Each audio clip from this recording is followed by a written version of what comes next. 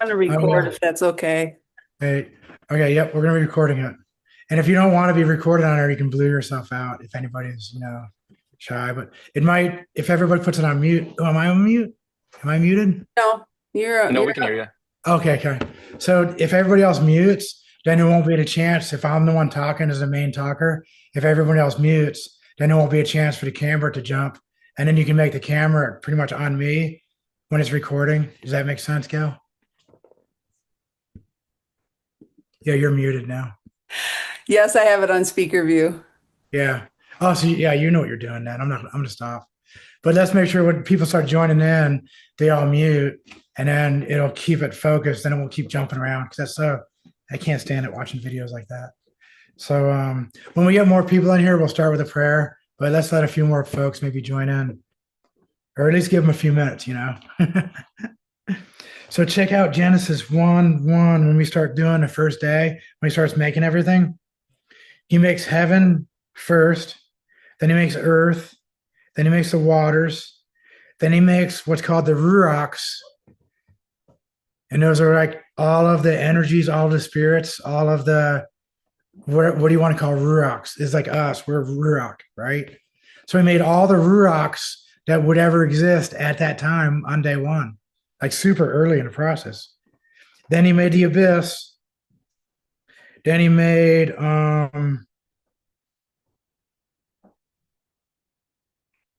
darkness was first. He made the abyss, then he made darkness, then he made light. And that was all on day one. So the significance about that is that in a lot of the Bibles, unless you're reading the Apocrypha and getting Enoch and Yasher, a lot of the other ones, where they start pulling out more details about what actually happened, that's the reason why I know all these things were created on day one. Because it says that one, two, three, four, five, six, seven kinds were made on day one, right? So then on day two, what was made on day two? Only the firmament. Now that's pretty wild. So, I mean, I think he's a pretty hard worker and he probably assigns his work to himself as kind of an even flow, wouldn't you think? So, how critical and how important is the firmament? And whenever you start talking about the spinning globe and all the other stuff, NASA, you discount the firmament. And so, look how important. It's just amazing when I look at that. On day two, the only thing he made was a firmament. And those seven things on day one were unbelievable. Hey, this is Tyler. He just joined in. Hey, Tyler. We haven't really started yet. We're doing some warm up talk, just beat some stuff up. So I was just talking about how on day one, seven things were created. It was heaven, earth, waters, the ruachs, the abyss, darkness, and light.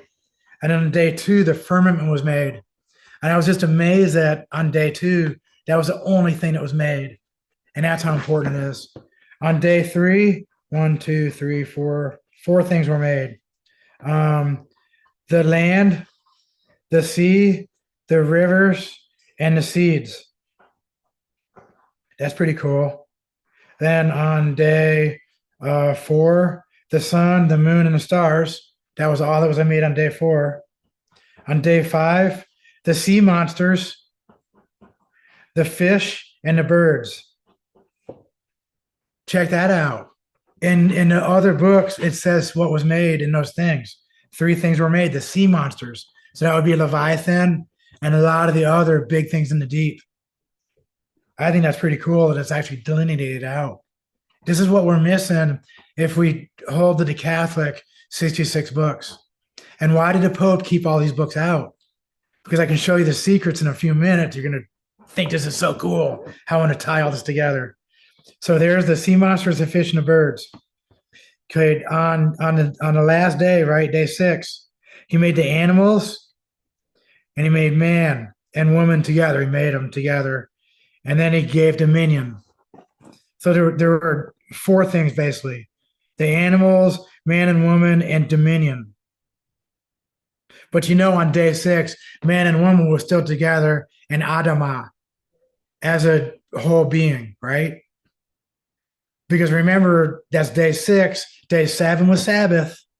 And then he said, okay, hey, Adam, Adama, it's to wake up. It's time to go to work. So he started working on day one, which was actually like day 8 of the week, right? So what did he do? He started naming all the animals. He named all the animals until day 6. And on day 6, at the end of day 6, Yah was like, you've been working hard. This is 6 days of pretty difficult work. And you've had everything. He named everything perfectly. He did everything perfect. And then he said, it's not right for you not to have a mate. So I want to make you a helpmate. And what did he do? They say in the Christian Bibles, he pulled a rib. But if you go to the Hebrew text, it's not rib.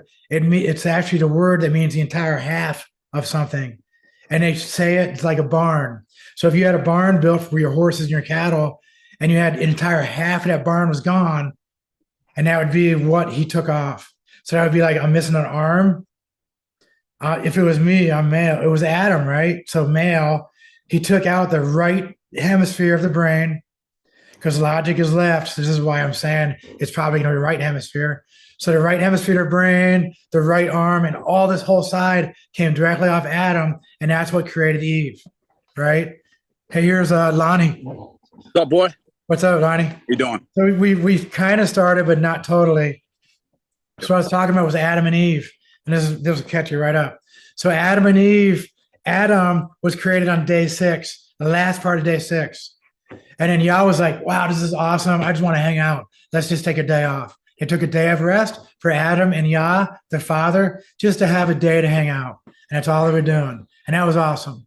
And then the next day was day 1, the first day of work, right? And then Adam started naming the animals. He named the animals and all the plants. He named everything on earth on those next 6 days, right? At the end of the 6th day, Yah was like, the Father was like, hey, it's not right for you not to have a helpmate. I want you to have a helpmate. And so that's when he pulled the rib out. But like I was saying, it was not just a rib. In Hebrew, the original text, it says it was the equivalent. The word was the equivalent to a half of a barn. It was the entire side. It was like the side of. It wasn't just a one rib. It wasn't cheap like that. It wasn't small. It was huge. It was a necessary part of a person to actually function because it was a leg. It was all the ribs. It was half the heart. It was a right hemisphere of the brain. We're all given over and made into Eve. Does everybody see that and kind of agree with that? Because there has to be some agreement right now because this is going to be a foundational piece of where we're going to go as we work through this. Okay, so now we have Adam and Eve and all that made. Now, if you take all those things that were made, 7 kinds and 1 kind and 4 kinds, you add all those kinds up made on each day, it's 22 kinds. What does that mean? That's one of the most amazing numbers in Hebrew because there's 22 letters of the Hebrew alphabet. So check this out. If you take the Hebrew alphabet and you start with Lamed, right? And Lamed is for taming, it's for a teacher, it's a great teacher, right? Lamed, that's the L, it's a shepherd's hook, it's a thing he hooks the sheep with. And what does that have there? I don't know if you can read it, but it's the heavens, right? So it's really hard to read, but heavens, right? It was the heavens and the earth. So the heavens were made, and the great teacher, the Father, is the Father in heaven. I wish I had this bigger for you guys. There, how's that? So the Lamed, I just got to do that.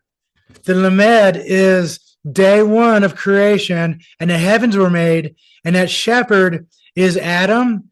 It's also the Father, the Creator, because he's the Father. He's all of it, and he's in heaven. Our Father in heaven, right?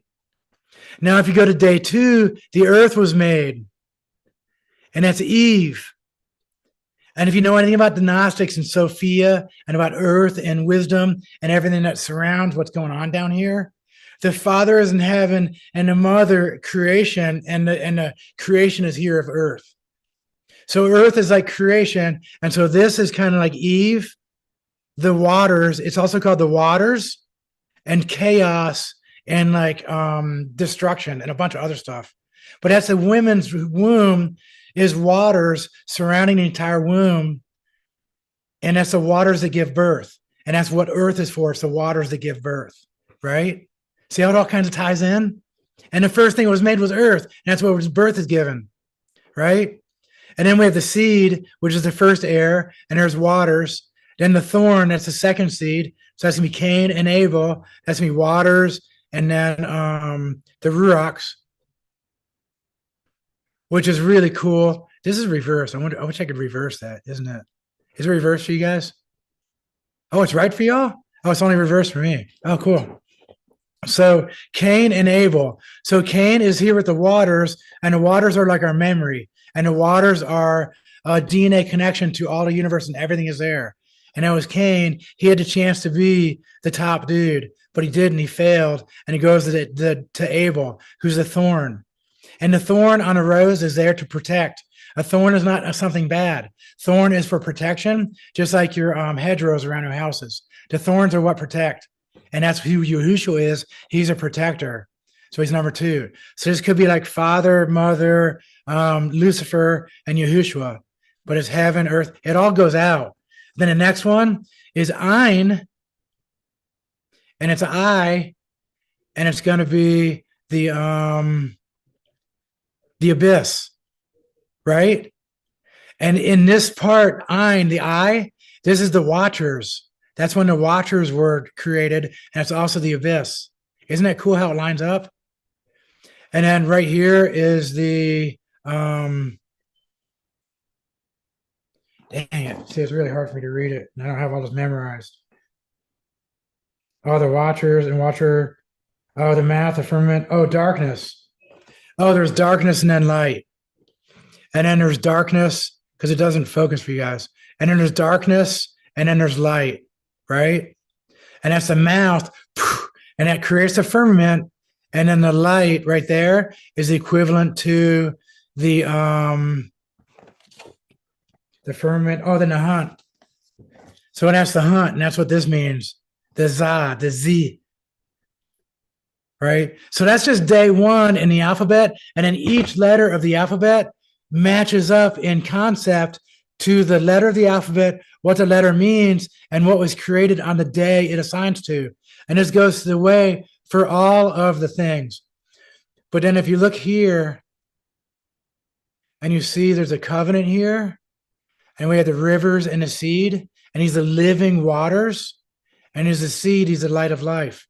And so it goes through the entire alphabet. And this is Yahushua, the covenant and the leader of the covenant, right? Tav and then Alf.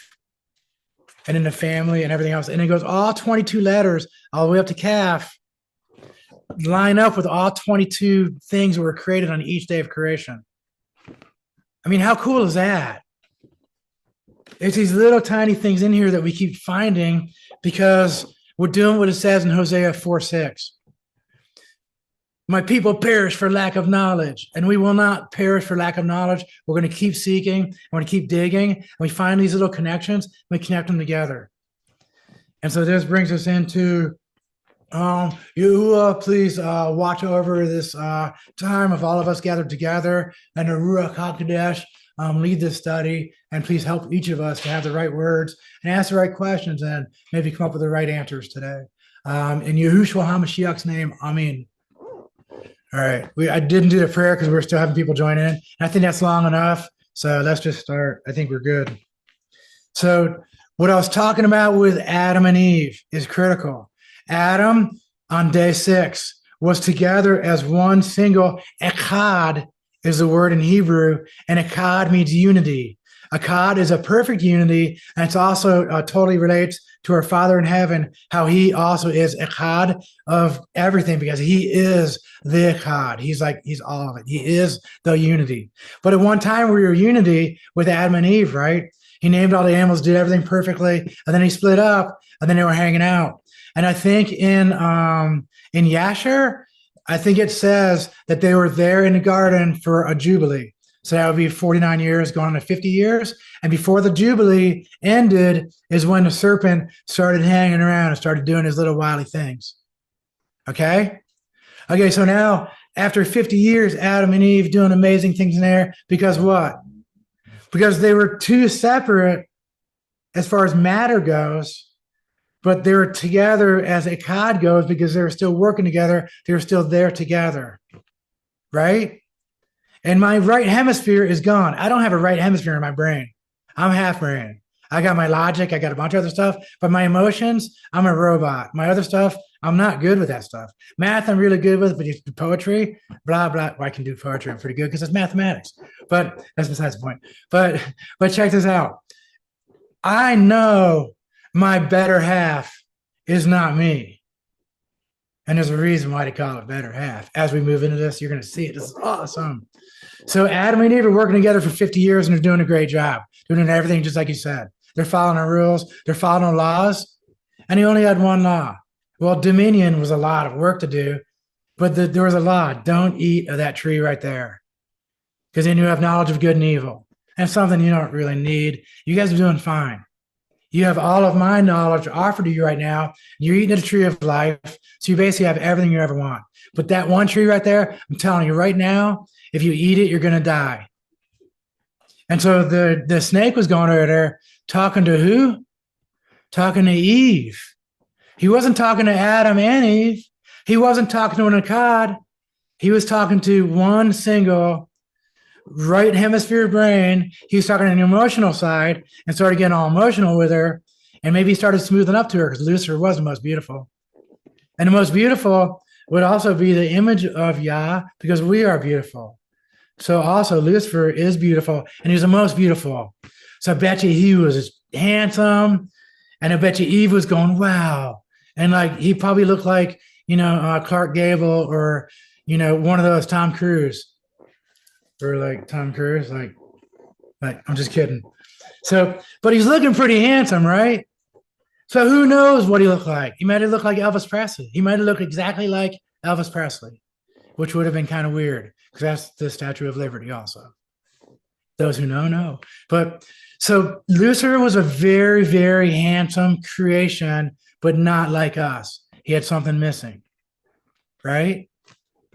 He didn't have free will. There was something that was going on with them, and we don't know the full extent of it, and we can guess or whatever, but he was missing something. He was jealous. So he's down here, he's just trying to throw some wrenches into the line and trying to make us less than that. Because right now we were up there and we had all the knowledge of Yah. We were living eternity because we kept eating the tree of life.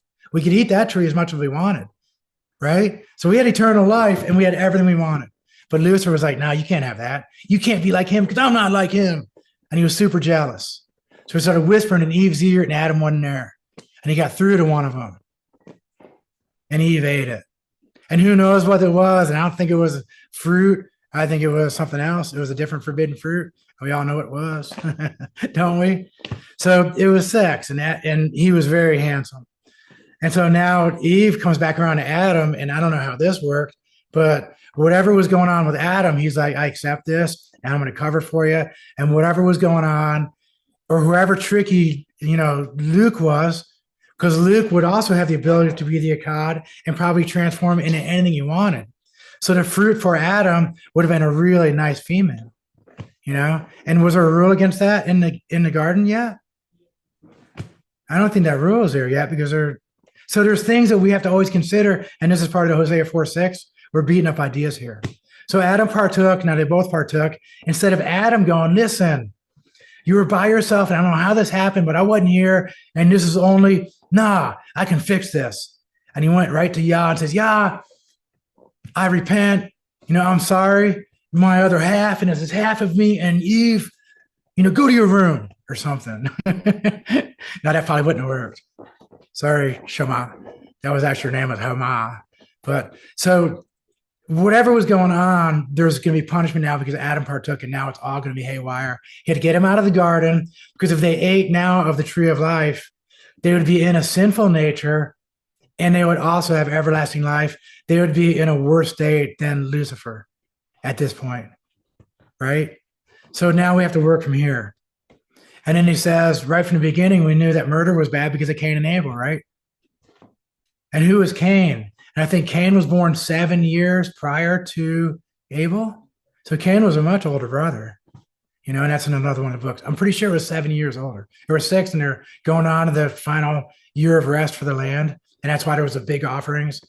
That's why they were doing those giant offerings, and that's why it was good. So everything is wrapped in it. It's just beautiful. So now we have a much older brother who was born possibly of some other stuff going on. And now we have Abel born of Adam, right? And then Cain kills Abel, of course, and all this stuff goes haywire. Now, what does all this have to do with anything? We have to look at ourselves and see where we are. You know, we are here put into a world of sin that Adam created. Adam, it wasn't me, but I need to go down there and prove myself that I'm a part of Adam. I'm still in the image of Yah and part of the DNA of Adam because it comes up through, right? The sin of Adam is here as soon as I step foot on earth. And so Yah doesn't want to give us the big, really hardcore, make it, it's impossible. If both of our halves were here, then each half would fall under the prey of Lucifer because we don't know who the other half is. Right now, do we honestly think that we're with our other true ikhad of perfection of what the Father would be equal to, like that of what he created? I would say not. I mean, I'm with an amazing wife who I like so close, but it's not the voice in my head, right? So if we're here in the third dimension and the Father put us here to teach us a lesson, to show Lucifer that they can do it and the seed of Adam will succeed. Because now we're in Adam's shoes as a half of the puzzle, but the other half of the puzzle is still hanging out with the Father to get advice. My Akkad is in the fifth dimension, is up there in heaven, right? And then we all know we're in the third dimension right now. I'm in 3D, right? And the fourth dimension is time. And so if there's anything above time, it's beyond time, so it's not subject to time. Therefore, it can be in any time, right? So now if the true Adam and all the stuff was made and all the Ruachs, remember all the Ruachs were made on day one? That was me. I was made on day one. I've just been here, right? But I've been up there, and when he sent us down here, our memories are wiped, and we don't really have any memory of what that was like because that would be cheating. And Yah doesn't like a cheater, right? Now he's going to give a lot of advice to our other half, but he's not going to have it's not going to be like the person right next to you. It won't ever be my wife here at 3D, wife telling me, dude, don't do that because it's not my voice. And I'm going to believe it. And maybe I'm still going to do it. Do you see what I'm saying? Now, everybody has a voice in their head, right? Talking to you right now, going, sounds like BS, or this sounds really cool, or I need to study this. You guys all have the voice in your head, right? Does that voice sound kind of like your own voice? Well, I sure hope so. Otherwise, it'd be a schizophrenic. Okay? It better be your voice because that's you. But it's you, it's the Akkad part of you. Because what the full extent of where Yah wants us is in rest. And if we're alone and I don't have my other half and I'm not together as a whole Ikkad, I'm at war with myself or my search for my other half. Until my two halves are together, I'm not at rest. Do you see? And so, and the full extent of what he wants to give us is rest. But here's the thing. Little babies, they go, da, da, da, da. And they go, mama, mama. These are little babies, right? And we all giggle and we laugh and go, oh my gosh, the baby is saying mama. And we love it. But what if it's a 25-year-old? Are you going to put up with that? Are you going to put up with like the baby throws food around and won't eat and you're trying to shove the food in his mouth? But a 25-year-old, you don't put up with that, right? And there's verses in Psalms, and I think it's also in, and you have put, I was a child at one time, but I'm no longer a child. I put childish things behind me because now I want to be an adult.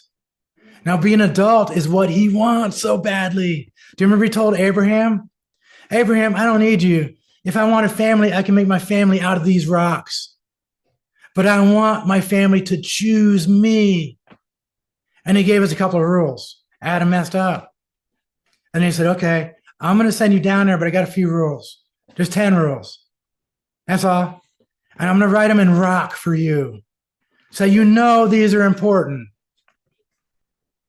Oh gosh, you're messing up these 10 rules. You Israelites, you're my chosen people. I choose you and you keep messing up these 10. Okay, I'm going to give you a few more rules. Hey, Moses, you're going to have to start talking them through more rules that break out each one of these 10 rules, these 10 laws. You're going to need to add a whole bunch of laws because they don't get it. So let's break all these laws apart, okay?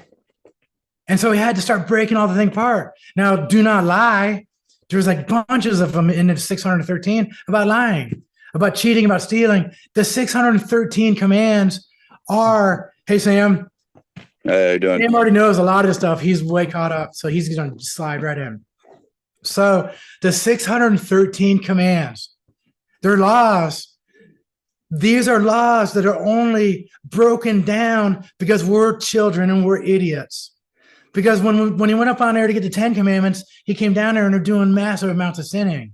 And they kept doing it over and over again. So he had to keep adding. He had to keep cutting apart and making them smaller and smaller and smaller. Now, when we had horse and buggy in the old days, how many laws were on a book as far as traffic laws? There might have been one or two laws, right? Don't run people over. Don't gallop, right in front of the church. There might have been two laws, right?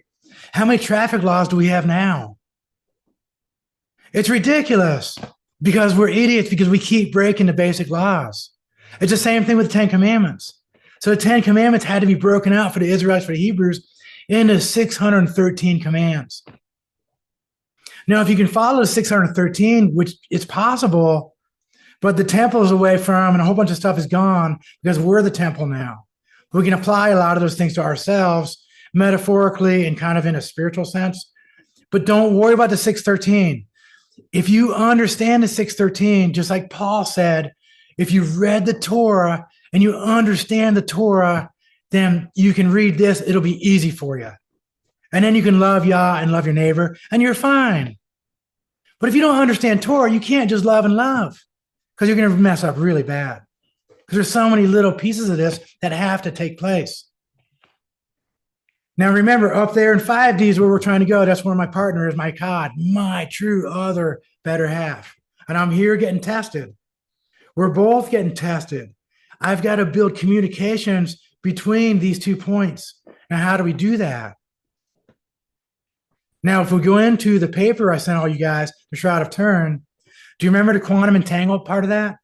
Do you remember how at the quantum level, the particles, that there was one particle that went from entropy, which is negative, is a tearing apart, is a destruction. One particle out of 1,000 went to neg entropy, which is a building up of energy, which is a building of itself, which is a compiling, right? Which is a higher up, which is going 3D to 5D. And we're doing that right now inside of our bodies at the quantum level, except you don't know it, right? You can't feel it. I don't either. I understand it at a theoretical place. I understand it a little bit that was theoretical. I've done it at a practical level once in ice water with a whole bunch of ice cubes, and I was freezing, and I was able to accomplish it in the physical world. So it is possible. It's pretty wild, huh? Because I was digging this stuff so much, and I was starting to understand the quantum level of it. And that paper on the Shroud of Turin will help you understand it. So please study that paper and look at it and look at the quantum level and how that particles can defy classical physics and thermodynamics and everything by going against destruction and compiling itself through the unknown. And we don't know how it works. It's quantum mechanics, but it does work. And then you got to think about quantum entanglement. How does quantum entanglement work? Quantum entanglement is going to work when you're taking at the quantum level and you're taking those quantum particles and the two of them and you're splitting them apart and you put them in two different places. And these two particles in two different places are entangled in instantaneous fashion of anything. Thought is instantaneous between this particle and that particle, from the third dimension to the fifth dimension. Because my akkad was split, my quantum level, my quantum partner is in the fifth dimension right now, and I'm in the third dimension, but I'm quantumly entangled between 3 and 5th, so I'm able to communicate with my 5th dimensional partner. That's the voice in my head. And everybody kind of nods their head and goes, yeah, that kind of makes sense. A little bit. If this just touches the edge of making a little bit of sense, then you're getting there, and you're going to study this a little bit and start looking into quantum mechanics a little bit. And it's that neg entropy proof of concept, which happened in the Hadron Collider and a few other, they've done it. And so I know in my heart, and then I look at the Shroud of Turin and how he rose, And there's so many details in there that cannot happen unless he went from physical straight into a plasma or wave without moving either top or bottom layer of the sheets. Because every blood stain and everything on there were laid on there and never moved from the first placement. So there's no blood smears. Nothing was up and down. It's down and then gone into a wave, into a plasma, into something else. And that is the quantum mechanics that happened. It's out of this world. It's the coolest thing. And we start really studying this and start looking at more of it. Enoch gets into some of this, and a few other books I also found where we're communicating and things are happening between the dimensions. It's all over the Bible. When you have the eyes, now I'm starting to give you some of this vision, you're going to start seeing dimensional stuff in here. We're the physical, the spiritual, and what? Body, mind, and spirit, right? And these things are all talking, and the 3D is down here, but a lot of the other stuff is up there, and there's a huge communication thing going on. And you can never hear that voice until you fast and pray and be clean of temple and really quiet the whole world down. And then you start really, really hearing that voice, and you know it's the voice, and it's not the one telling you to do the bad stuff. Because those are also voices, but those are outside of your body, and it doesn't sound like you. And when you start figuring out the difference between the ones that don't sound like me and the ones that sound like me, I'm like, wow, that's a huge difference. And I start just listening to me. And the Father, the Ruach, all the time. Because I have a lot of Ruachs helping me also. The Ruach HaKodesh, the set-apart spirit. The Ruach Hakmah, that's the Ruach of wisdom. The Ruach Tokmah, that's the Ruach of discernment or decision-making. And there's a whole bunch of Ruachs that are all the Ruachs that were created on day one, that are around us all the time, but we don't recognize them. And you know what it's like being a school teacher and you're walking around the classroom and the kids are doing great and they're just on their own, and you walk around for days and days and days and not one of the kid ever says your name as a school teacher? Don't you feel kind of useless? Well, that's what happens to the Ruachs when we don't talk to the Ruachs. That's why we're always praying to the Holy Spirit, right? But the Catholics only gave you one, and they gave you evil names for it because it's not holy. It's whole, it's full, and it's not a spirit. It's not a Denzian of the deep. It's a Ruach, which is the good stuff, and it's a HaKodesh, which is set apart. And Kodesh, set apart, is who we are also. We are set apart peoples. Kodeshim. That's the set apart peoples. When you see an IYM on the end of any word in Hebrew, it pretty much means it's the people of that thing. So Kodeshim. And if you see Ivriim, the Ivri are the Hebrews, and the IYM on an Ivriim, that's the Hebrew people. But if all you said is Ivri, you're saying Hebrew like the language or Hebrew. Does that make sense? So it's just a little bit of Hebrew lesson there. If you see that, you'll pick it up really fast now. So Kodesh. The Ruach HaKodesh is the Ruach that was given to us at Pentecost, right? So he was giving this to all of us, of people who are set apart. He said, I need you guys to have some help. So I have a helpmate. So he gave us an outside Ruach to help us start hearing our Ruach and start connecting more to the Father and understanding what's going on. So that outside Ruach, the Ruach HaKodesh, is covering all of us and helping us all, like big time, like really big help. And you have to thank. And remember, that's in place of the HS, the holy, And I do not like saying that word. So if you hear me say Ruach HaKodesh from now on, you know that's what I'm talking about. I don't like saying the pagan words. So now Kodesh, set apart. Now the lesson that I gave you, Gail, and I should have just sent this to all you guys. So let's put that up on the board real quick. I'm going to talk you guys through the Kodeshim. And that was a lot of Genesis and everything, but we're going to go to Hebrews 10 right now. And almost everything we're going to do is Hebrews 10. And some other verses that everybody knows, like John 3:16 and stuff like that. Let me, and then we're going to have some slides up on there. And then I'm just going to talk through these slides as, because this is cool how all this ties together. I hope we can see it. Yep, here we go. Sweet. There you go. Yeah, I see it. Right on. So the system. So don't worry about reading all the stuff on the right yet, because I'm gonna break all this apart. So at the system that we're working on right now is an earthly system. It's a Levitical system, right? So this is a system of animal sacrifice. There's a system of a whole bunch of laws and priests and a bunch of intricacies in the temple. And this thing is full, right? That's a Levitical system, and that's here in the 3D. Now, is that a perfect system? No, it is not a perfect system. That system was flawed because we know that the sacrifice of animals can never cover the sins of men.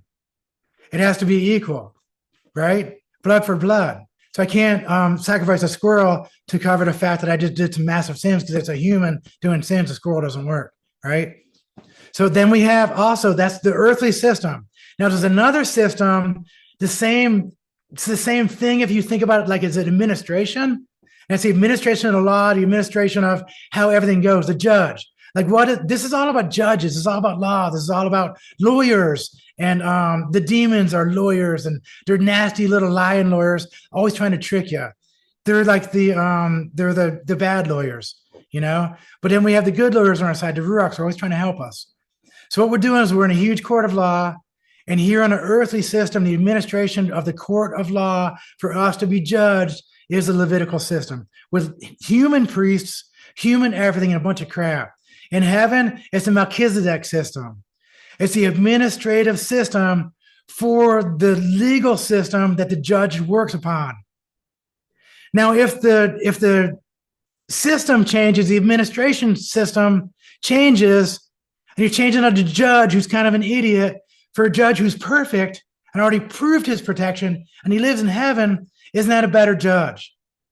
But does that change the laws in the books?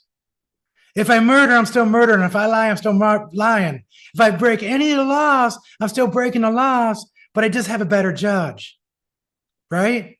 It does not change the law. All we're doing when you go from Levitical system to the Melchizedek system is you're changing the administration of how the legal system works. The temple is no longer a temple built of man's hands. The temple is built by our Father. And what temple is that, everybody? We all know it's our own body, right? Did I just lose the big drawing, the board? Oh, wow, I can jump in between that. That's cool.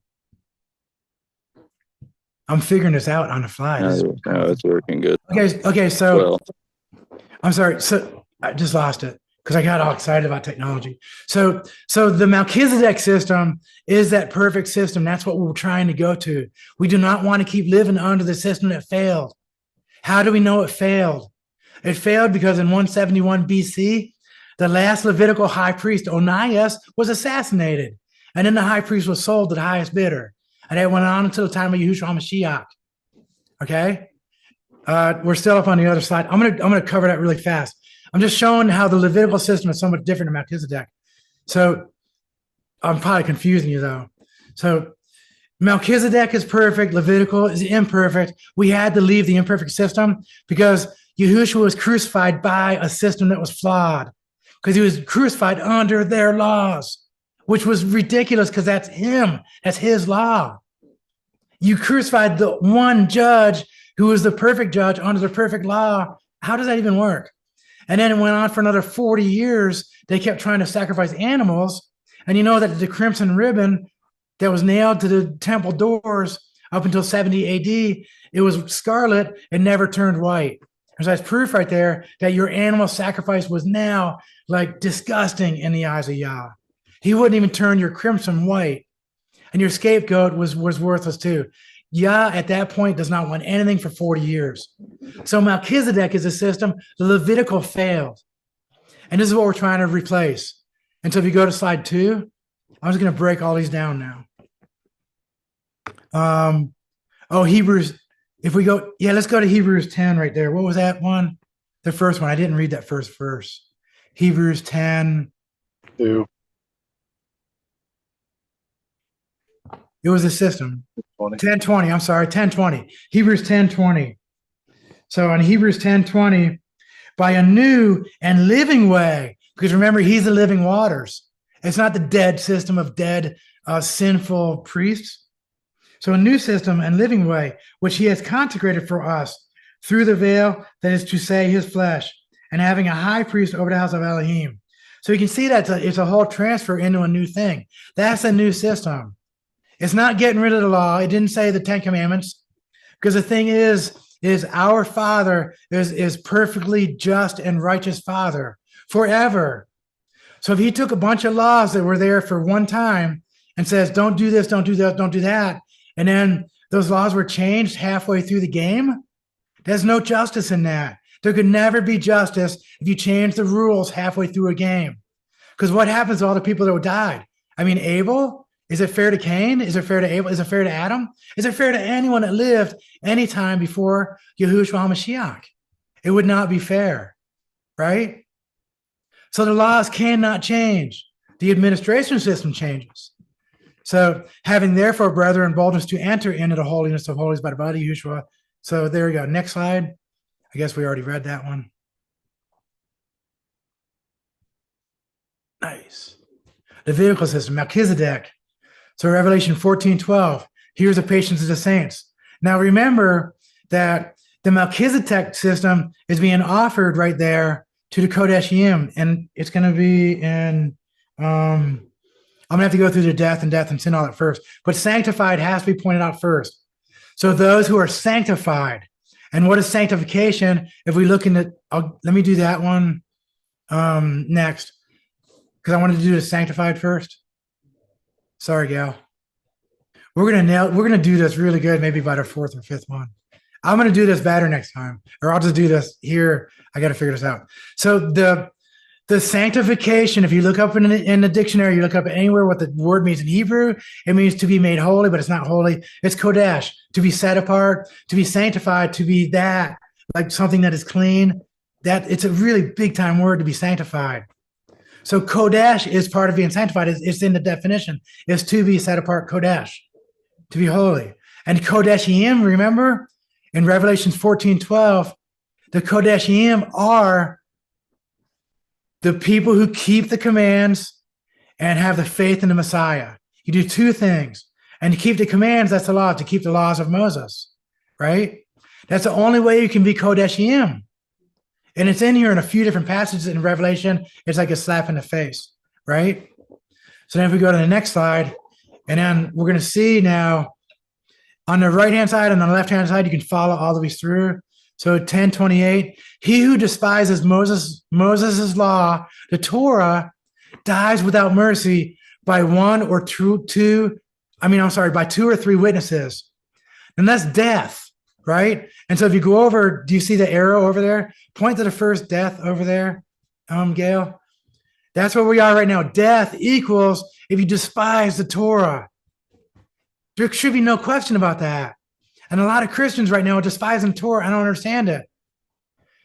So the next one, death, is also the wages of sin is death. That's Romans 6:23. The wages of sin is death. But the gift of Elohim is eternal life through Yahushua HaMashiach, our Adonai. Adonai is like a master, okay? And let's go to sin. Sin, we know, is transgression of the law. 1 John 3:4. Whosoever commits sin transgresses also the Torah, for sin is a transgression of the Torah. Now we're going to see some of the Levitical system kicking in here, right? We already talked about the Levitical system, right? The Levitical system does not remit sin. It is less than sin. We saw that in Hebrews 10:4. The Melchizedek system, it does remit sin. It's greater than sin because that's the blood of Yahushua HaMashiach. That's throughout the whole New Testament. And there it is right there, Hebrews 10:14. I'm sorry. For one offering has perfected forever them that are sanctified. Now, can you be perfected if you're not sanctified? No, because we do not mince words.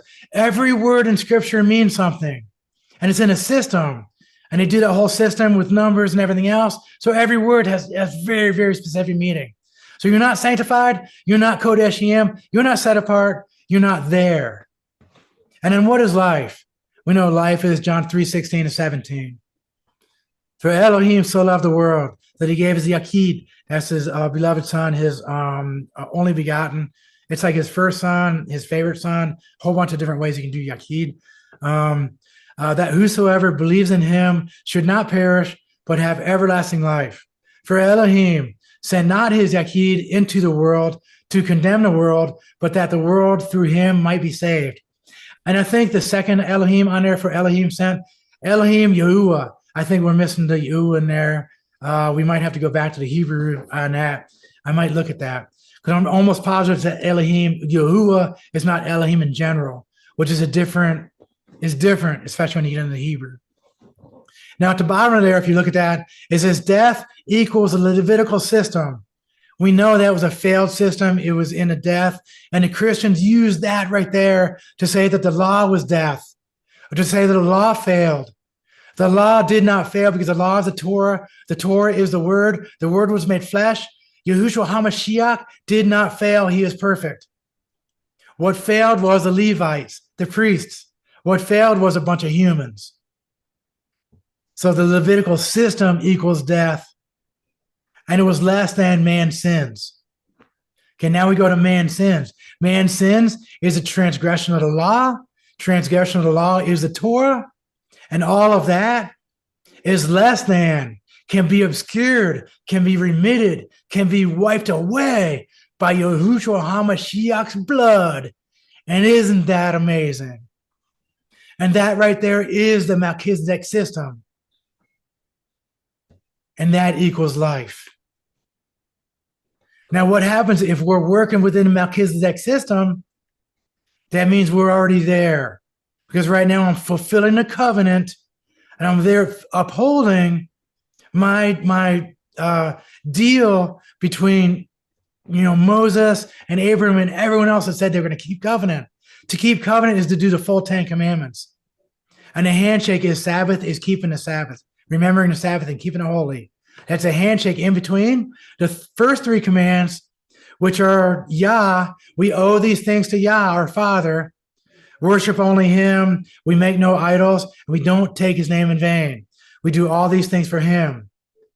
The center is a handshake. The other half is how I treat men, other people, and all others. So first 3 are how I treat Yah. The last 6 are how I treat all mankind. The middle one is the bona fides, and everyone in the military knows what a bona fides is. The bona fides is the signature itself. If you didn't sign the contract, your contract is not valid. So we need a bona fides, and that's critical, and I think a lot of people are missing that. You got to observe Sabbath. It's critical.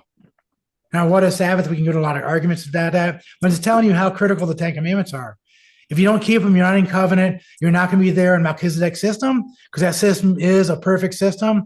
And so we have to do the best we can. We know we're not going to be perfect, but we have a perfect advocate. And what's an advocate? It's a lawyer. Our advocate is going to stand in front of the judge. Who's the judge? Our Father in heaven, Yahuwah, who made the commands. And how do we love our Father in heaven, the Creator? We obey his commands. And what is that? That's a 1 John, or is that a John 1? So we obey his commands. That's how we love him. That's the only way we love him. He delights in those who love Torah. That's in Psalms. So many of these things are telling us what he wants us to do. And so Yahushua HaMashiach is going to stand next to us in the court of law at the white throne judgment and defend us with his blood. And as soon as we walk up there, he's going to say, take those filthy rags off my brother. He's going to say that to me. And then his blood's going to take all the filthy rags off me. Then I'm standing in front of the judge, and then Yahushua HaMashiach, and the judge looks down there, and he goes, right on. You may pass. You may enter through the gate, because I use the gate. This is the beauty of the whole thing. Everything connects and everything goes into it so much, and it's just like a dovetail. Now, remember, all this is going to be relating right back into who we are, the Akkad, and trying to reunite in the Akkad. Do you remember why Yahushua HaMashiach was Akkad? Do you remember why he was Akkad when he walked on earth? Not like us. He was not like us at all. Because he had the Father. So he had a whole bunch of DNA that made him, right? Half that part of him. But then he had the other half that was given to him by the Father, direct. Does that make sense? Oh, yeah, we can get off all those other slides. We're done. So, and then in a second here, I'm just going to open up because now I'm just going to be talking about all the stuff we spoke about now and do a little bit of Q&A. But understand at one point, when Yahushua HaMashiach was here on earth, who was his father that actually gave him the DNA from the male side? Who? The Father, the Creator, direct, right? And so that's an X and a Y, a perfect X and a Y. So he didn't need an X or Y. He didn't need anything from Mary, right? So he was in his pure state, in the state we're going to be when we finally do meet up with our perfection. And we'll be able to get rid of all this, or it's going to be at such a point that I contain it back into his Pandora's box, back into the fruit, and I shove it all back into it that I don't want that fruit of good and evil. And it's back contained so tight that it no longer affects me in any way. And then I'm back into almost what Yahushua HaMashiach was. But we're never going to be there because we're still us and he's awesome. So what do you think of all this? So let's just open it up now and ask questions and to see where we are. Did I have enough Bible verses connected to everything? Because I can do 2 or 3 witnesses on almost every one of those things I said. It's not a problem. Questions?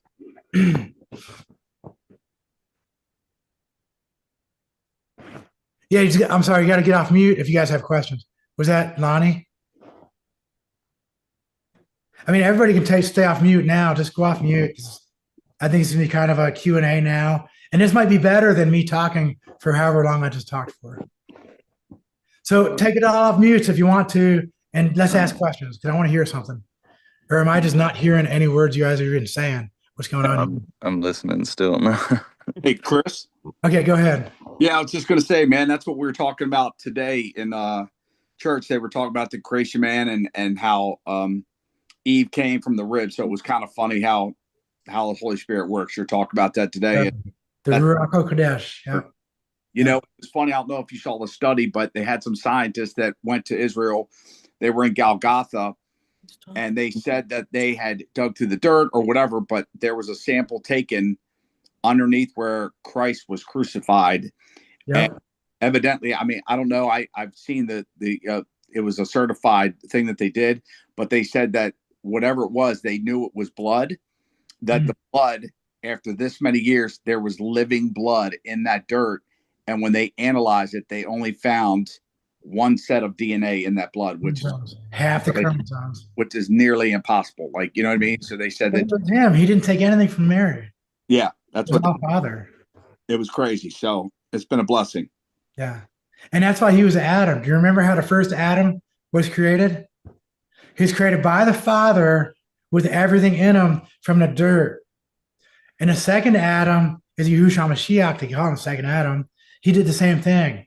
It was all the Ruach and everything from the Father and then dirt from Mary. So it's from the dirt and then the Father put everything into him.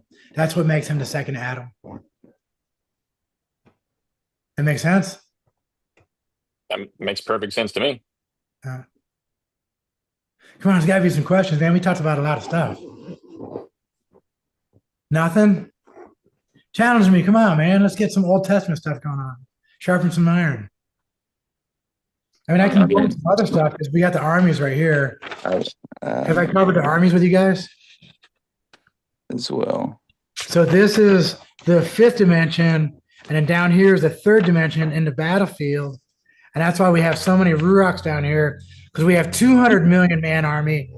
It's 200 million man on him who are attacking us, and then into the good side, because of how it breaks out, it's going to be a lot less. On the good side, it's only me the 12 million versus 200 million. Because there's 200 watchers fell, and then 200 were over the hundreds, and the hundreds were over the thousands, which were over that, which adds up to 200 million, right? So 200 watchers turns into 200 million man army by the ranking structure, right? Because the ranking structure is given to us in scriptures. There's over the tens and over the thousands. So if you do the same thing with Yahushua, he only had 12. All he needed was 12. He didn't need 200. Hey, Chris. 12 disciples with the hundreds and 200s only gives you 12 million. So it's 12 million versus 200 million. That's the war. I'm a And little we're gonna kick still, her ass. still reading into it, man, about like the Nephilim and the Seraphim and all of it. So Yes. I'm getting new into it, man. I'm really just picking up. So you covered like a lot of stuff. So it's just going to take a while for me to dissect all that. But like I For saw sure. down with the Nephilim and the Seraphim. So I'm still tearing into that a little bit. You know what I mean? Well, I'll send you this chart right here. But here's the mark. I just did it in half. So I have half a sheet of paper. This is right now going on in the realm we are in right now, because we are basically in a battleground, and it's battleground hell, also called Earth. But this battle is happening right now, and it's battling against the warriors up in the heavens, and the spear, the tip of the spear is Yahushua, and then you have the disciples, and then you have what was the next after disciples? Was overseers, then the attendants, then the assembly. The assembly is 12 million. And then the overseers is only 12,000. And that's a pretty high level. And some of us are there right now. So that's that right there. And your fifth dimensional Echad part is here within this rank structure right now, in the armies of heaven, battling the demons. But they're doing it indirectly through you in the 3D, that every time these demons, the 7 deadly sins, those are the high level, that's almost at the MAGA level. Because on the evil side, it goes 1, Lucifer, then it goes 200 watchers, then it goes 200,000 Nephilim. So remember, watchers are leaders of the thousands. So 200,000 Nephilim, and then 20 million MAGAs, because that's the top level in Satanic Church, is a MAGA, M-A-G-A. And then there's 200 million sons of light. Remember, Lucifer, he is the light, right? He's a light bearer. So the sons of light are Lucifer's 200 million pawns. That's the lowest level of where they're fighting. Yeah. So when we're here in this realm, this is who we face. So you individually, depending on what level you're at, you're battling a ratio of a pretty big ratio. It's about 1 to 200, right? Yeah. 12 to 200. But we're not over our heads, though. We only get what we can handle. And as you rise up in there, you'll be going up against about 12,000, and you're getting constant attack by those demons. That's why the demon hunting and the fighting those demons are so critical when you start rising up in your knowledge. Hosea 4:6, my people perish for lack of knowledge. So as you gain knowledge, and just like I said, I'm not a child anymore. I put all my childish stuff behind me. I'm an adult. I'm a warrior. I'm a tier 1 warrior for the highest. The creator, Yahuwah HaMashiach, and Yahushua HaMashiach is my commander, right? And so I'm not going to be a child. I'm not going to go da mama. I'm not going to use Greek names for my Hebrew father. I will never say JC, because that's actually saying Hail Zeus. Please forgive me. Did you guys know that? Jesus is Hail Zeus. You're hailing a pagan demon god. You're hailing one of the watchers. Zeus is one of the watchers. So you're hailing one of the 200 when you say that word. When you're saying the CHRST, that actually is an oil. It's an anointing oil from India, and it's from the Hindu. So Christos, and that's the Kundalini, and that's going up the vertebrae of your spine. And they talk about all this stuff in Hindu mythology with all of it. And I've studied all that stuff. The Emerald Tablets, I can go into that. And that's also relates to a lot of the stuff. LORD is directly attributed to Baal, B-A-A-L. So do not use the word LRD. So I'm not a child. I don't say da anymore. I've learned that these are all pagan names. And I know they're pagan names. Even if they only sound like pagan names, I won't use them. Because it sounds like a pagan name. I want to use stuff that sounds more like the father's name that would be said by Mary to her son when he walked the earth. I want to use as close to that as I can, because I know it's probably correct. If it's not correct, you know what? I'm a teenager then. You know, I'm 16. I'm not a 28-year-old warrior, you know? And the Father's going to give me a little bit of leeway. That's the grace. For those who he gives much, he expects much. Remember that in the scriptures? What verse is that? Who he gives much for, who he offers much to, he expects a lot back from. And that's what he's doing. He's giving us knowledge, so he expects us to use it and then actually do it.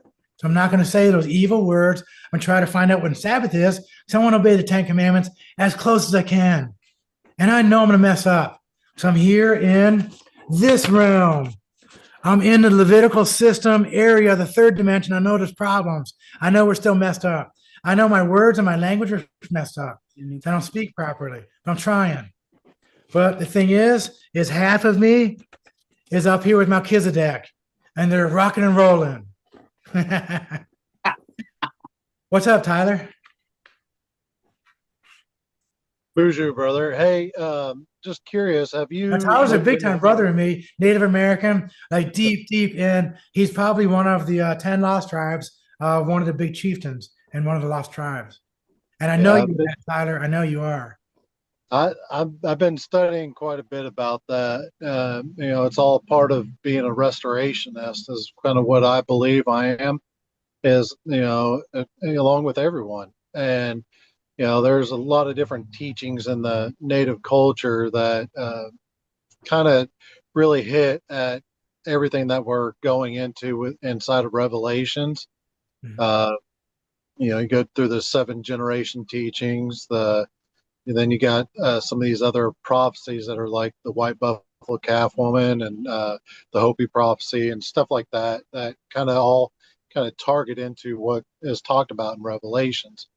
But curious, have you looked into Dr. Michael Heiser's work much? No, not a whole lot.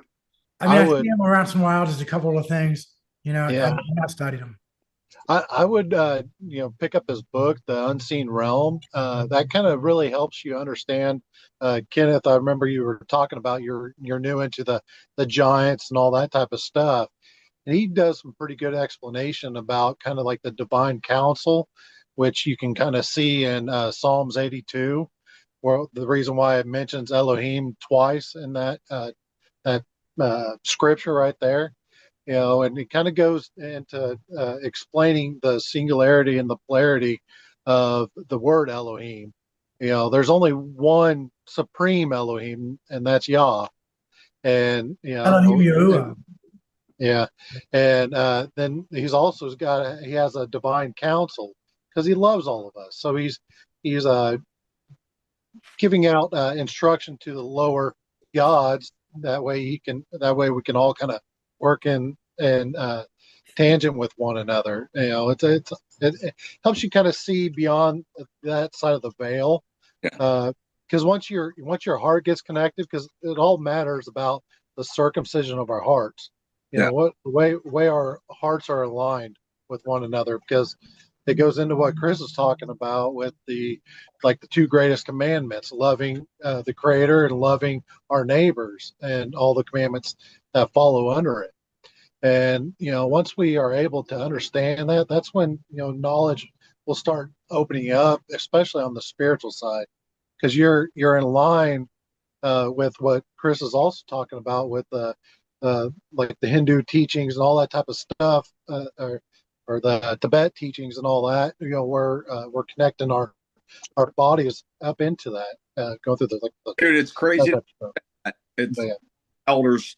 We had a freedom conference last night at our church, and one of the elders, they were talking about circumcision, and he said, everybody thinks it's circumcision, for a man, and he goes, it's basically the circumcision of the heart, Yep.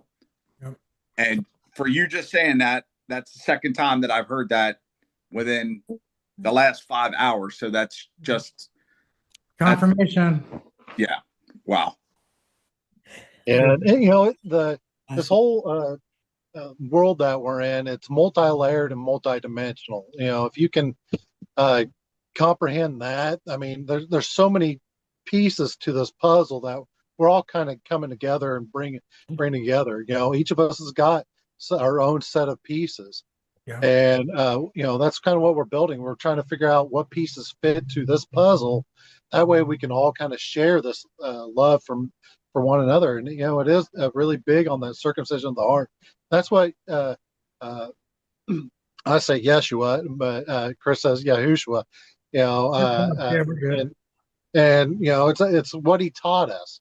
He's laying out the groundwork of how to get back to that. And it's about the gospel of him, and what we're learning inside the Torah, because he was the walking Torah. Can you guys see that? Yeah. So I have like lessons on that. I got them on the 7 churches. So here's the 7 churches. And I've sent a lot of these to some of you guys. In the 7 churches, you want to really pay attention to that in Revelation. And Tyler was just touching on it a little bit. Now, if you look at the 7 churches, and you also understand how this is going to work when we're working up through all this, right, and working for these guys, our number one commander in the battle right there is Yahushua HaMashiach, right? So he's our commanding general. Then we have the 12, and then we can go up to the 12,000. So we're going to be somewhere within going to 12 million, maybe into the 12,000 if we work up here. The lowest churches in that will be maybe an assembly, but unless you like really digging in there and like doing what we're doing right here and trying to like understand and gain this knowledge to further understand how these demons are working. And that's when you start really digging into the 7 deadly sins.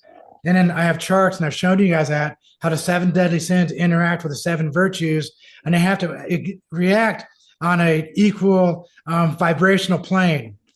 So one sin, like if you're doing the sin of adultery, and then you have like a murder, trying to repent from murder in that frequency is not going to do you see what I'm saying? Yeah. So the virtues have to go straight across with the sins. And I've had all that drawn up for you guys a couple of times on this chart, like this. And you see the sins and the virtues right there. Yeah. And they're in 2 different planes. So here's a plane of existence, and there's another one, and they operate across those 2, but the vibrations have to hit in that same frequency. And so it goes right across so that when you're seeing them, so charity works with greed, chastity with lust, diligence with sloth, humility with pride, kindness with envy, patience with wrath, and temperance with gluttony. Now, if you go through all those 7 deadly sins and the 7 virtues, you can find them. They're all over the place. So get your own little chart and look at those things and understand at the highest levels of these demons, they work within these main categories of sin. You see?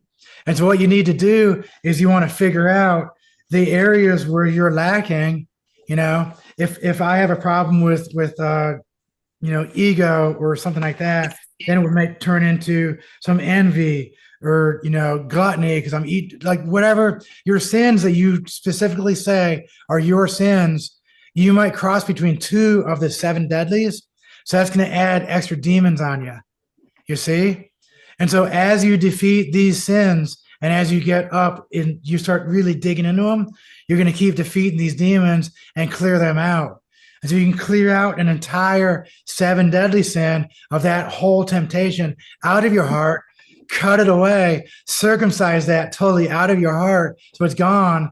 None of those demons that are part of that battalion can't touch you.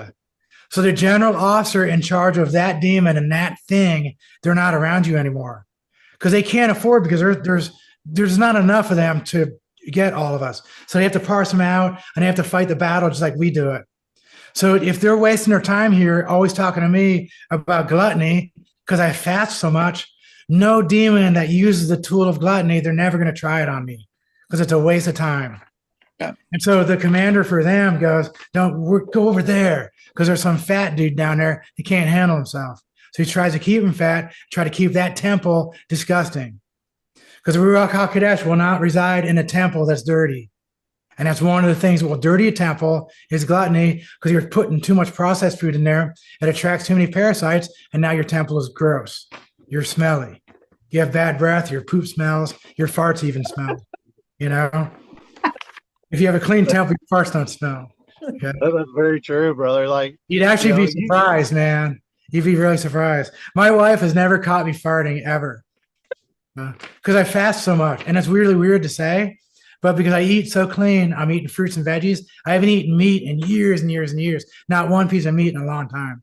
So I don't have any meat in me that's fermenting and getting all nasty and getting caught in my large intestine. I don't have all the other stuff happening here, so I don't do any processed. So I'm eating fruit and veggies and all the stuff that I cook myself, and I'm constantly cleaning, cleavers and whatever else. So my Hey. temple's so clean that when I fart, which is very rare because I'm not producing any gas. So when I do rarely fart, it would be zero smell. Hey, When I had to give my Kelly- stool sample after a 10-day dry fast, 10 days of dry fast, no food, no water, no nothing. And I had to give a stool sample to the VA to make sure I wasn't dying because I thought they said, you can't, like everybody was freaking out. I said, listen, I'll give you everything you want to show you that I can do this for 40 days. Not a problem. And so I gave him a stool sample and it was like a little rabbit pellet. And it was like, and I was like holding it away like that. And I was like, there's no smell. So he started doing the science lab smell thing and he going, there is absolutely zero smell to it. Like nothing. I'm telling you, and I'm not making that up. It's weird to say that, but that's what fasting will do when you have a clean temple. And this is what the Ruach HaKodesh wants to be inside: is a clean temple that also obeys the Torah, obeys the laws, obeys the 10 Commandments. Because then the Ruach HaKodesh is happy. So Tyler, what's up, dude? Yeah, you hit a couple things. I wanted to kind of bring in. You were talking about parasites. That's what this war is. It's us versus the parasites. Everybody on this group has already done the parasite talk with me. Yeah, So pretty happy into it. Parasites come in 4 different functions. This is the medicine wheel that's taught to my bloodline. So you got your physical, emotional, mental, and spiritual, and those parasites can run through each of those. And that's kind of how they kind of come at us. And you're talking about the spiritual parasites earlier. You have all the watchers and those evil spirits coming at us, and they move through all these different ways. Because what we're trying to do is we're trying to get back to the balance in our life. And you talk about the 7 sins and the 7 virtues and stuff. We have virtues. We're at battle, man. We're at war. Yeah. Yeah, we have like these 7 virtues and 7 teachings that we call them 7 grandfather teachings in our side, and it's about living in those right there, so we can actually be in the center of balance. Because this is right on. I'll explain like a little bit, kind of, because you mentioned numbers quite a bit, and numbers are very. We want to try to keep it like kind of right in this one area. So we start getting all the way into Native American and all that. How about if we do that, we could do a whole day for you if you want to do that. That's fine. Because this would be cool amongst this group if we can get together maybe every Sunday at 2 like this. Yeah. If it works for everybody. I mean, I would like to do something so that we can get together with like minds and we can build from where we're at. And then maybe next week, Tyler, if you want to take next week and do a thing, I mean, that would be cool. I can look at but it has to be a building thing. We don't want to go backwards, Oh, yeah. We're not babies anymore. We don't want to do like the real low level stuff. I want to go fast. I'm tired of being like the churches. That's all baby talk. I'm tired of baby talk. Oh, yeah. That's where I'm at, man. I'm tired of baby talk. So that's kind of what I was trying to. You guys think that's cool that Tyler does a whole bunch of stuff next week? Yeah. Right now we're talking a while now, and maybe I could do a couple more things and then we could wrap it up. And then questions about everything I presented today and keep it more like on today's topic or laced within. I know I've laced a lot of things together, but it all kind of related back to Adam and Echad and the 3 in the 5th talk. And that's what I was trying to keep it at. Now, here's something really cool also. Now, consider in the 3rd dimension right now and how powerful the human mind is, how powerful my consciousness is, right? Do you think that any demon, no matter how powerful it is, could ever be inside of my consciousness and change my own voice into their voice and make me totally convinced? Do you think they can do that? I say no. No, not if you have God in your heart. Yeah, there you go. But do you know what they can inhabit? And they do it all the time. Parasites. Because a parasite has consciousness. And a parasite has the capability, enough consciousness to actually make you do something in the physical realm. And that's the cat poop virus. I mean, a cat poop parasite, the toxoplasmosis something. You can look that one up. If you don't believe that, write it down. But there's a cat poop virus that can actually, I keep saying virus. There's a cat poop parasite that actually is purposely in cat poop. And then it gets into you through, I think it's only through touch. You have to be careful when you're changing out the litter box. That's why pregnant women can't feed near litter. It's very dangerous. So it goes across, and then it gets into your system, and then it goes into your brain, somehow into the brainstem, and it'll make you commit suicide. And it's proven. And so this is how powerful parasites can be. Now, when Yahushua came across the Sea of Galilee and went into the other side, and he went to that one man who was demon possessed, and the demon possessed man said, "Why are you coming here to torture us?" He says, "Well, I'm not here to torture you, but," and he said, "Well, don't kill us. Put us in the swine." Yeah. Right? Yeah. Well, do you know what he called himself? He called Legion. himself Legion. He called himself Legion. So what level do you think that guy was at if he was at Legion level? Yeah. He had like 20 million, maybe a massive amounts of demons in him. Now, if you had that many demons in it, because that guy was so possessed, he was ripping chains apart. That's how possessed this guy was. He had a legion in him. He had millions of demons in him. So they had to go into the pigs because the pigs are parasite infested, and the pigs had the capability to contain that many demons. Otherwise, those demons would have been free floating, and I think it's painful for them not to be in something because they're always trying to be in something. Ooh. If you ever deal with demons, they're always trying to immediately go from something into something else. Yeah, They that's don't like to actually, be float. it's really weird you said that. I won't go too far into it, but I had some kind of experience with that. And you mentioning them saying that if they don't have a host, it's very painful. And yeah, that resonates Yep. very strongly. And the demons at that level, at the lower levels, those guys are 2D. They're kind of shadowy, and they're flitty and flaky. And you can only catch them if you understand how to do night vision with your own eyes. So you have rods and cones, and the SEAL teams, we do something called using our peripheral vision to catch stuff. And you do figure eights with your eyes at nighttime, have no artificial light anywhere near you, and just go out there, you'll find them. They're trying to find you. And you do figure eights with your eyes. You catch them on the edges of the figure eights. You'll catch them on figure eight edges. So my peripheral vision keeps moving until it's going to make my rods or my cones. I always mix that up. It's the ones that react more and are on the edges. You have to catch it on the edges, and you'll see a little flitty shadow flit. It'll flick. It'll flitter. It'll go. And that's one of the demons. Now, the bigger level ones you can see under 3D. And the small ones, the 2D ones, they don't have gender, but the 3D ones will start having gender. And I don't know if it's true, but for male, they're going to have male and female, female. I don't know if that's how they do it because they're weird and they lie and they cheat and they do everything they can. But the one that visited me was about 12 feet tall, and he had huge spikes coming out of the top of his head, and he was male, a male, and very dark, and the darkness was like, it was like a black hole sucking into him, and you could see it. And when I looked up at him, I just started kind of laughing and started doing the 23rd song. And he left. I'm not worried about him.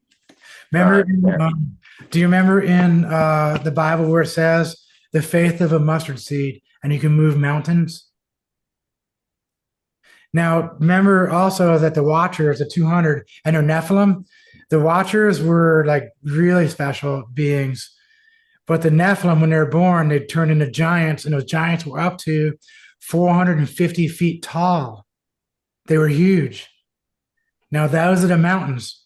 And if you look at a lot of the fittest flat earther does it a little bit, a guy called, there's a consciousness guy, there's a whole bunch of guys I follow, and they do the mountains were alive, and they show these mountains that look exactly like people. They're people's faces, and they're giants. They're the giants. Our mountains right now, they're buried under the flood, and now they're just the mountains. The mountains are the giants. They were flooded, and they petrified under the weight of the flood. That's what happened. So when he says they can move mountains, well, what happens in end times, and I truly believe this, is the really big hardcore Nephilim that used to occupy those things. They still have enough in those things that they're going to occupy them again, and the mountains are going to lift up and go, ugh, and the mountains are going to actually come alive. The mountains are come alive with the sound of music. The vibrations of the evil one who has a lot of power is going to vibrate in such a way that the mountains are going to come alive with the sound of music. And when those mountains come alive, those are the Nephilim, they're just demons. There's not a big deal. And you know who's going to be able to throw those mountains into the sea. Because as soon as they go into the sea, they're done.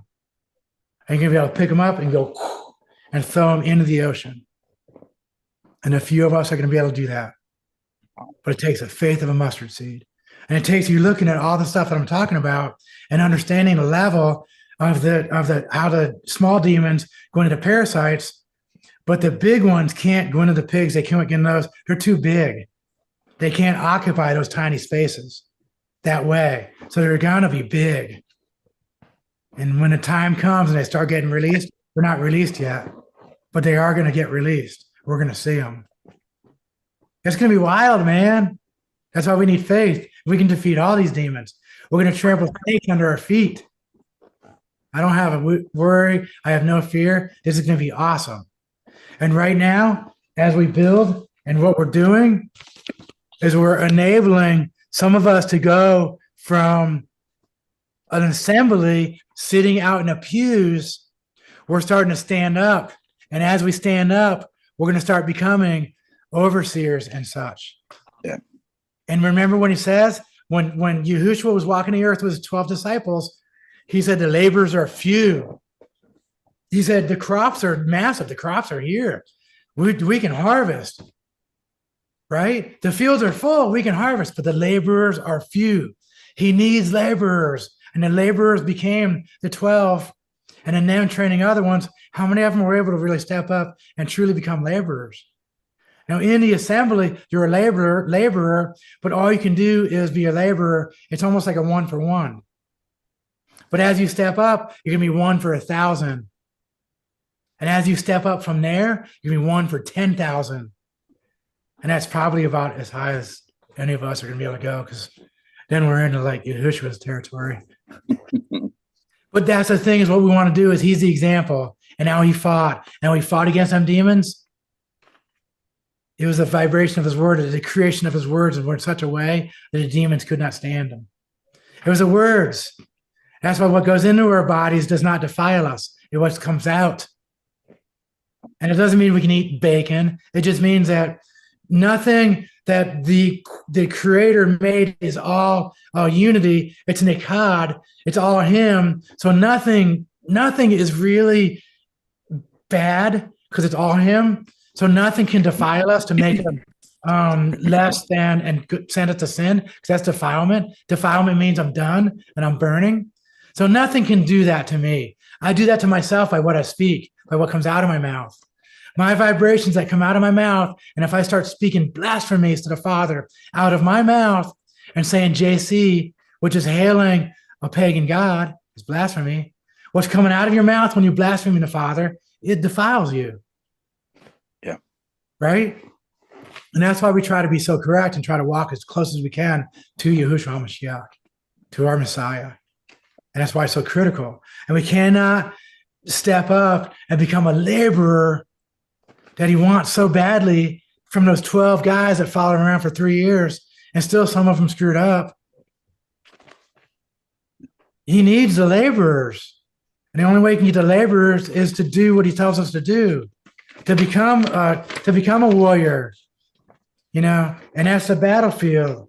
And then there's all these little pieces that we have to pay attention to. And the Hosea 4:6, the name and how to pronounce and how to work with his name, what his name actually means, and the shadows in the shadow world.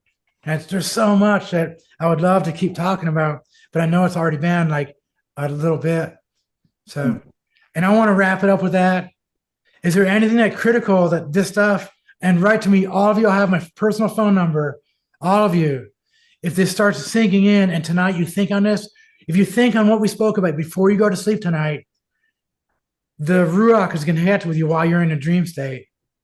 And then you're going to be led somewhere. Let it happen. Think about this before you go to bed, and think about it, and then you fall asleep. You're going to keep thinking about it as you sleep, and you're going to get some answers. If you don't have the answers, you have questions, ask me or ask one of your buddies, you know, or you guys have friends. But please keep digging on this stuff, and we're going to be able to build from here. I don't want to have to go backwards, you know. I mean, I will, but it's boring because I want to build something bigger, you know. It sucks like all the churches, they keep building John 3:16 over and over and over again. It's like, okay. And then you never get beyond that and never get anywhere. and it's really disappointing. So I want to do something different than the churches.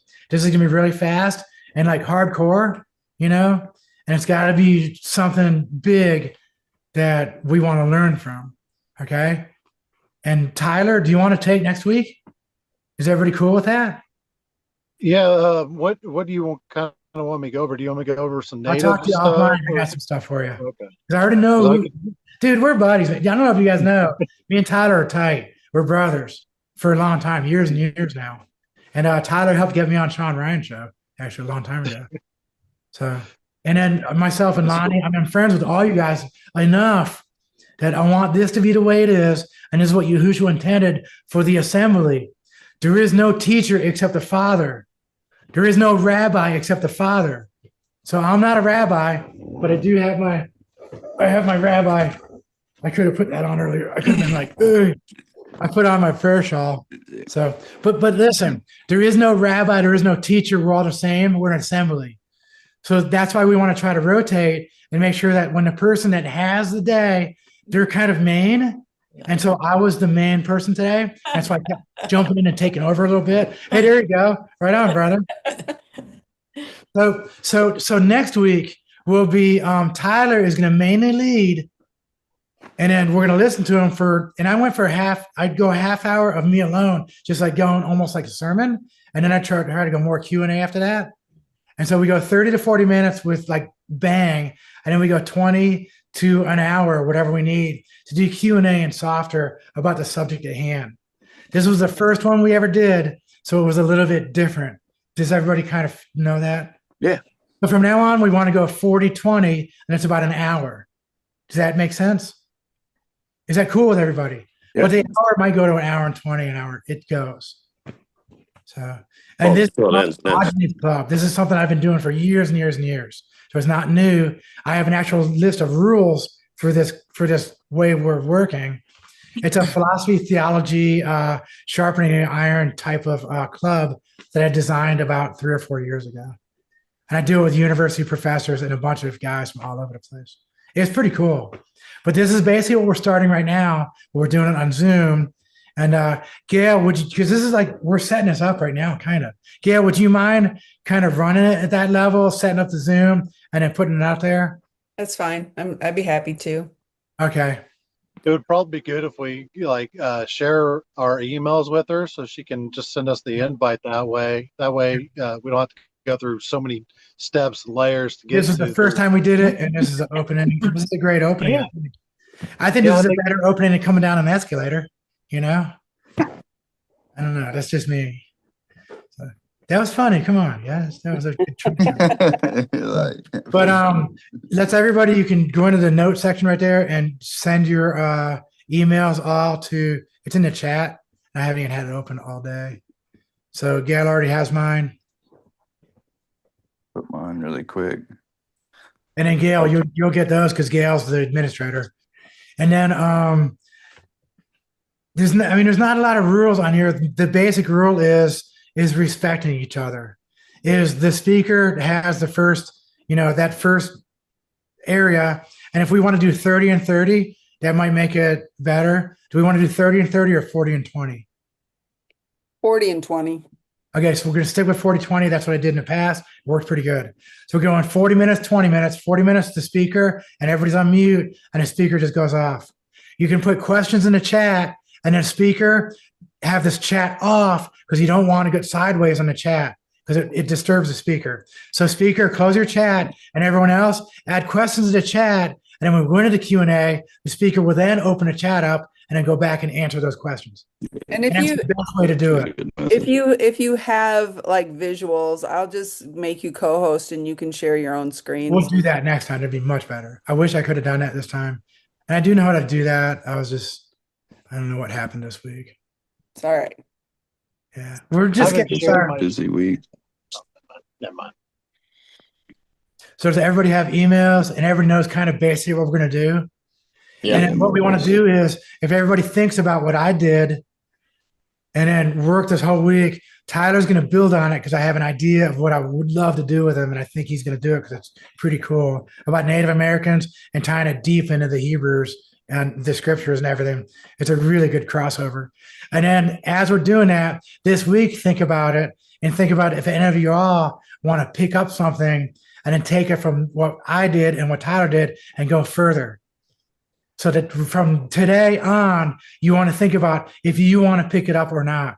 And you have to have something that wants to go. And see how I tied everything to scriptures? If you guys look at what I wrote, every main topic when I said, do you agree, was tied to a scripture. Because I don't want to say something that I say something way out of left field. And I say, the sky is red. And then we just could gloss over that. And there's no Bible verse attached to the sky is red. And you guys, wait a second, the sky's not red. And I go, well, that's something controversial. Something that you might, I said, the sky is blue. And it says it in this scripture. So if you have something that might be debatable or controversial, you have to tie a scripture to it. Otherwise, we can't discuss it. It has to be scriptural based. Or if you have something that can tie it tight into what you have, Tyler, you can do that also. Does that make sense? Yep. Because it can't just be us, our own men's thoughts, and that's where we get bad because our hearts are deceitful, right? So we want to at least tie it to scriptures. That way our thoughts are tied. It's two witnesses, it's me and scriptures. You know? Is there anything else that worried you guys out of what we talked about, or like how this went? Does everybody dig it? No, Yeah. I love it. Yeah. Only thing I would say as a parting message on my behalf, yeah, definitely watch for the parasites, because as obviously you can tell when you're on the right path, they're coming, and I have myself particularly horrific ones, and yeah. Maybe that might be a good one for next. Because the parasites, how they're demons and they're vessels for demons. I mean, Tyler, I know you're into that too. And fasting and the temple, cleansing the temple. Yeah, because if you don't cleanse the temple, We don't do it, nothing else counts. It's hard to hear clearly.